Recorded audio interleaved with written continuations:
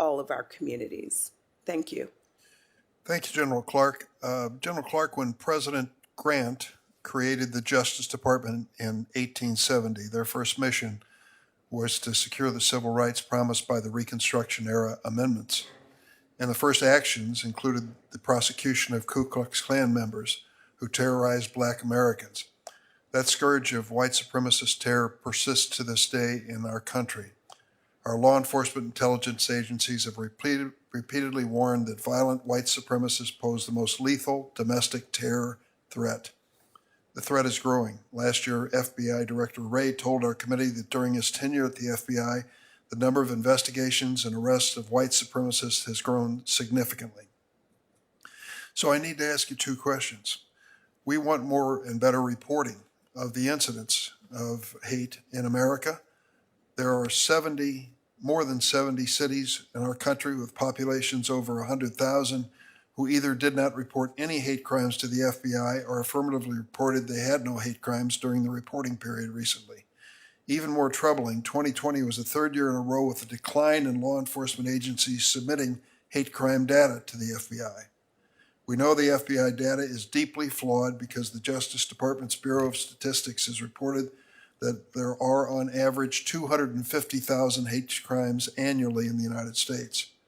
Last year, as you mentioned, we passed the Jabara Hire No Hate Act, designed to provide more resources to law enforcement to improve data collection and reporting. So two questions. Is it getting better? Can we expect any results to show that we paid attention to the new law and we have better reporting from state and local law enforcement? And secondly, what actions are being taken against white supremacist groups? Thank you for that question, Chair Durbin. Working to ensure that our local and state law enforcement agencies are doing a better job capturing data is one of our top priorities at the Justice Department. We are working to provide guidance and working to shine a light on this issue. We know that accurate data is critical to ensuring that we are deploying resources to the right places, critical to identifying hotspots, critical to preventing violent hate crimes from happening. So this is one of our top priorities. In terms of our current present-day efforts to counter white supremacy, this is also a top priority for us in the Civil Rights Division. You noted the history that led to the founding of the Justice Department, and Attorney General Merrick Garland speaks to that history often. And sadly, too many of the events that we see unfolding in our communities across the country today remind us that while we have made progress, racially motivated hate remains a stark problem in our nation today. The Justice Department's recent conviction secured against the 3 men who killed Ahmaud Arbery stands as a powerful reminder of that. Another powerful example of this concerns a defendant who was recently sentenced to life without the possibility of parole for a murder.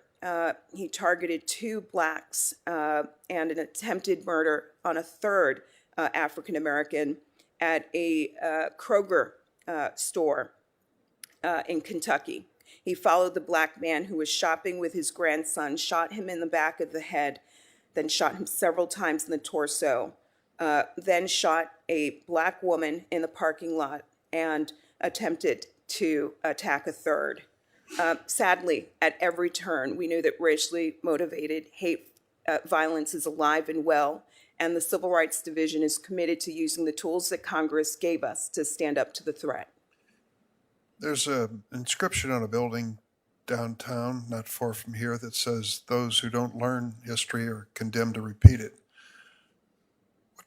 How would you characterize our responsibility to tell America in general and the newest Americans exactly what the honest, complete history of race relations has been in the United States?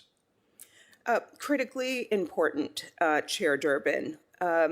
America's history is one where we've seen great progress, and we continue to work to make real the promises underlying the 13th, 14th, and 15th Amendments.